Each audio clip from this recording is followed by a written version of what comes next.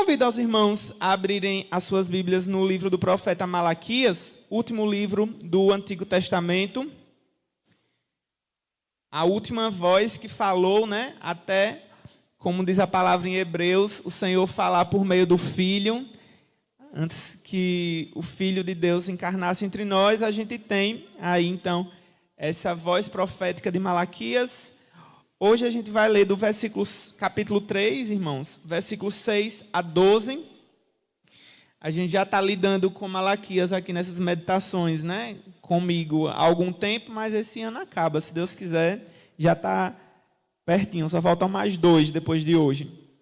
Malaquias 3, 6 a 12. Eu vou fazer a leitura e peço que os irmãos acompanhem nas suas Bíblias.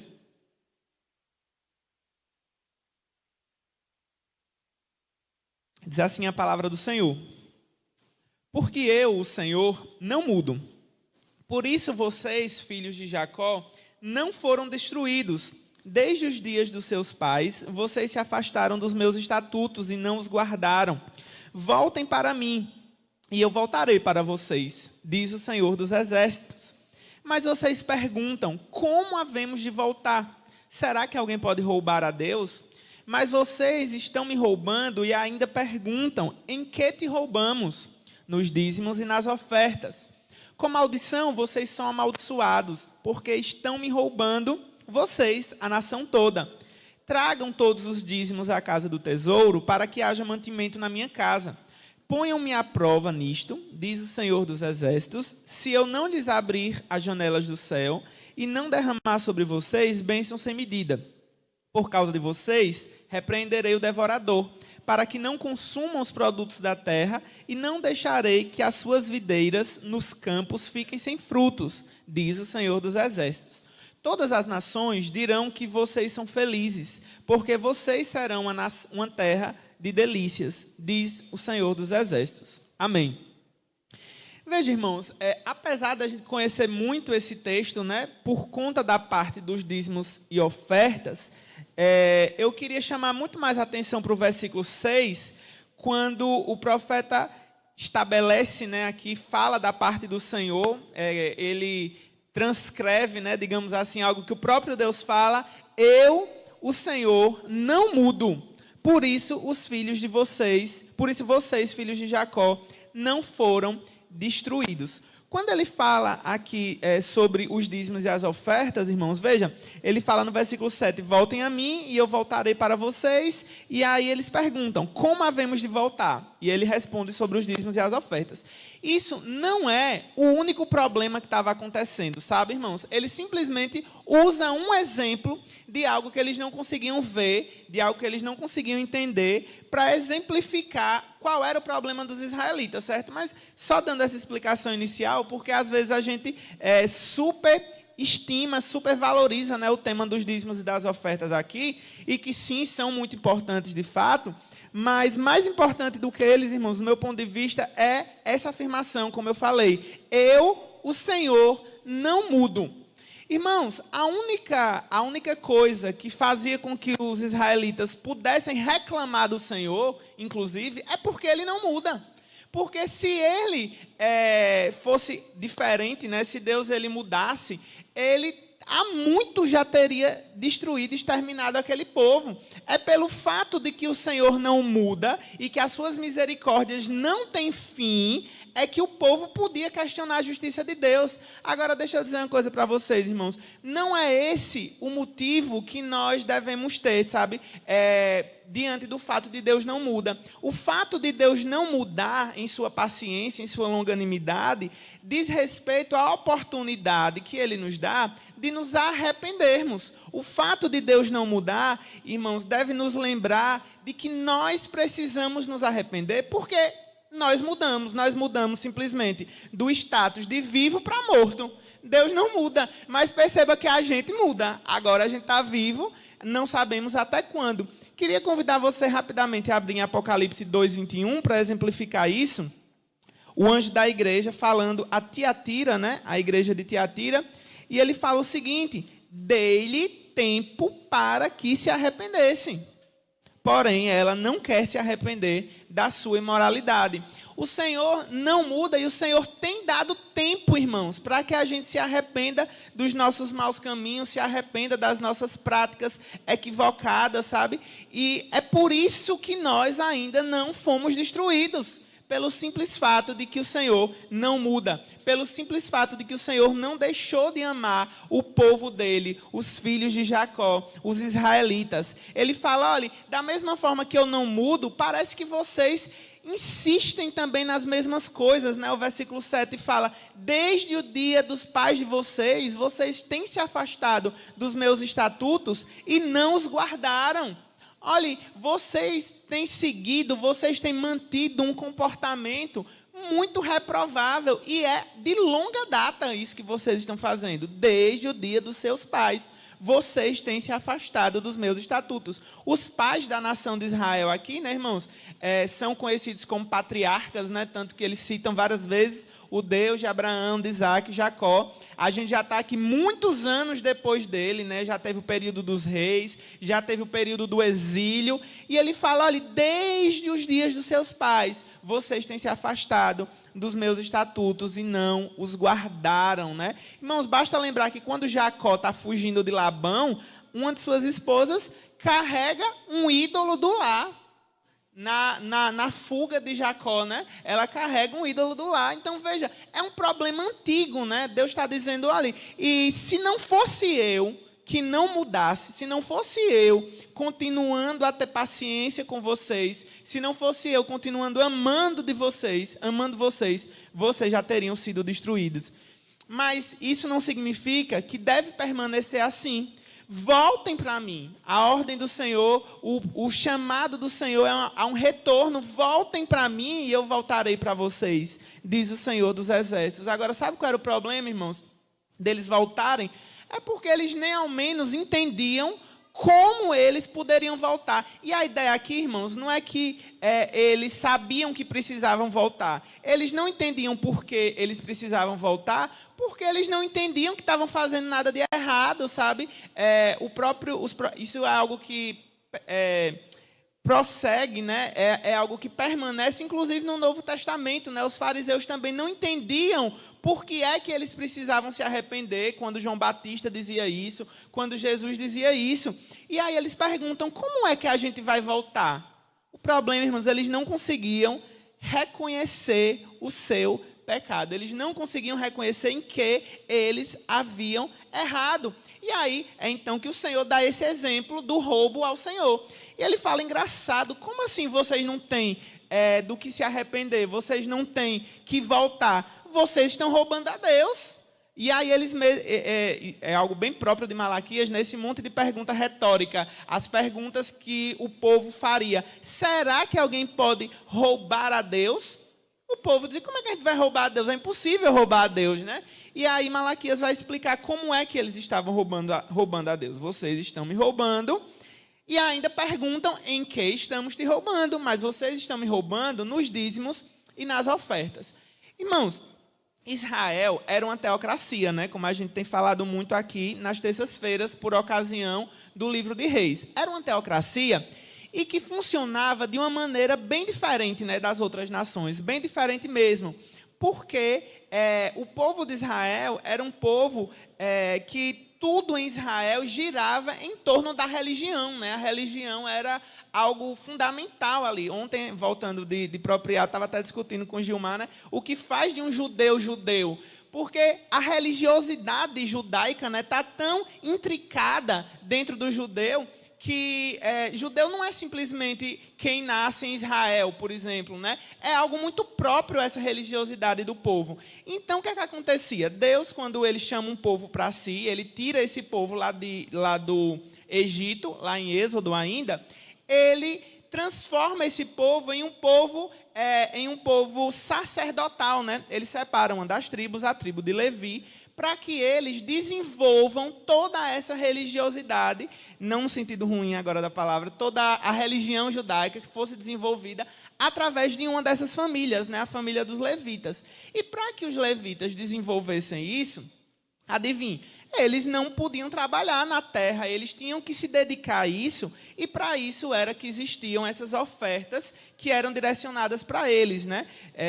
E o dízimo, a despeito do que as pessoas gostam de falar, né, da lei, a gente precisa lembrar que é anterior à lei, né? O próprio Abraão, ele dá o dízimo do seu espólio de guerra a Melquisedeque, no capítulo 14, versículo 20 de Gênesis. É algo antigo, é anterior à lei, irmãos. Não existia lei, certo? O dízimo era simplesmente um reconhecimento de alguém que era superior a si mesmo. É isso que o texto fala, né? Que Abraão deu dízimo de tudo a Melquisedeque porque ele lhe era superior.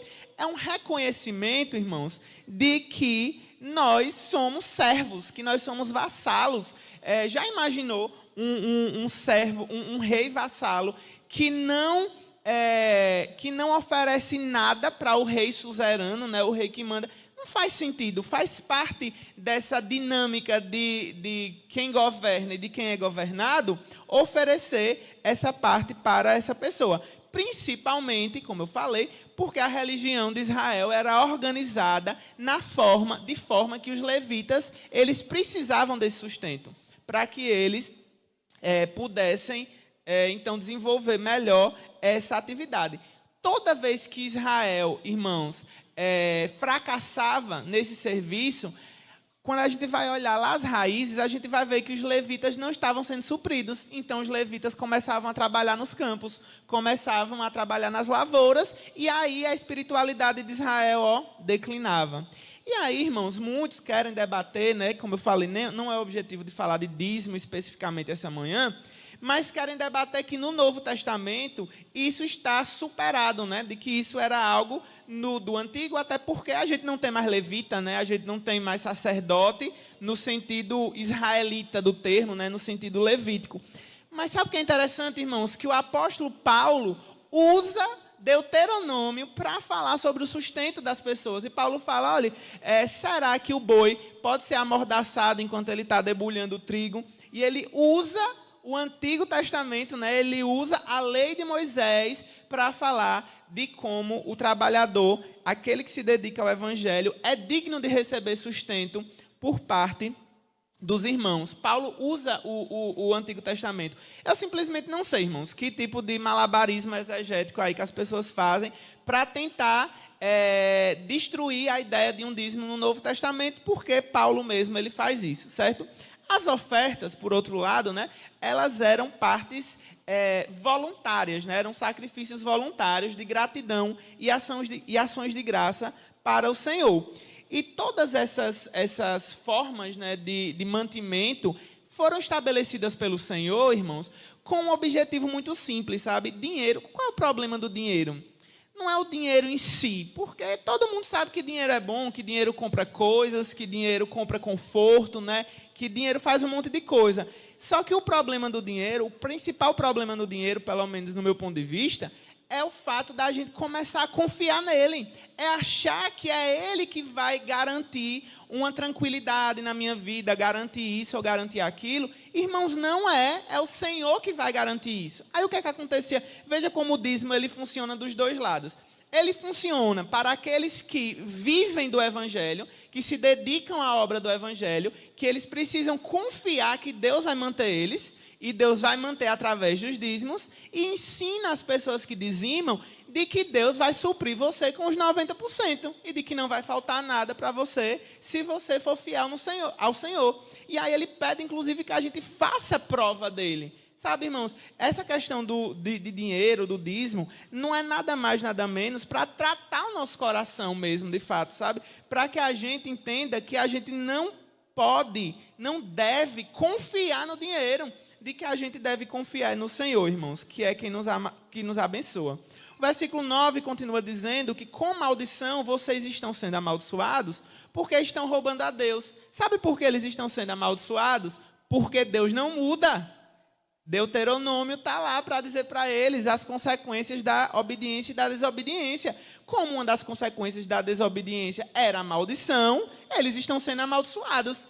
Tudo isso decorre do fato de Deus não mudar, irmãos. De Deus não mudar. A lei da semeadura é muito clara, irmãos.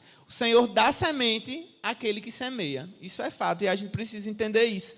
Por isso ele orienta as pessoas do seu tempo a trazerem todos os dízimos à casa do Senhor para que haja mantimento. E que a gente podia provar nisto especificamente do dinheiro, se Deus não lhe abrir as janelas dos céus e não derramar bênçãos sem medidas. Aqui também, irmãos, a gente precisa ter um pouco de equilíbrio, sabe?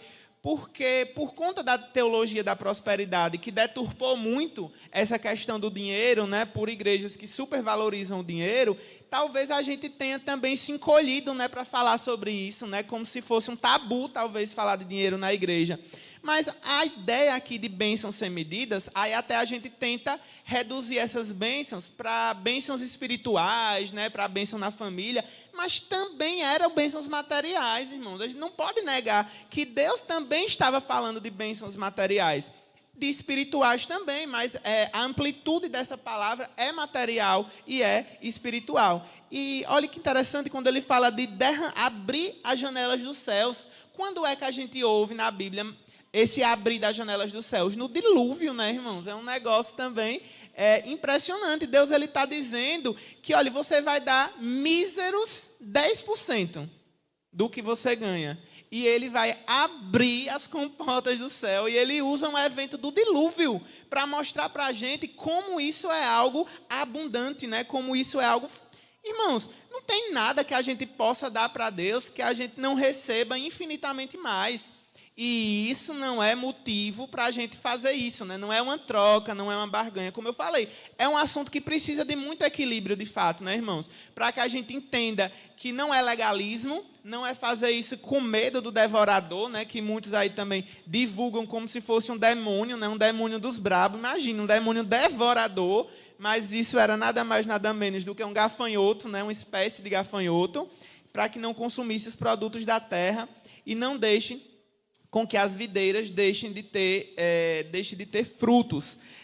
E como é que a gente sabe que devorador é um gafanhoto, né? Me pergunte. É só ler Joel, né, irmãos? Que aí Joel vai falar sobre a classe dos gafanhotos lá no capítulo 1. Todas as nações vão dizer que vocês são felizes, porque vocês serão uma terra de delícias, diz o Senhor dos Exércitos.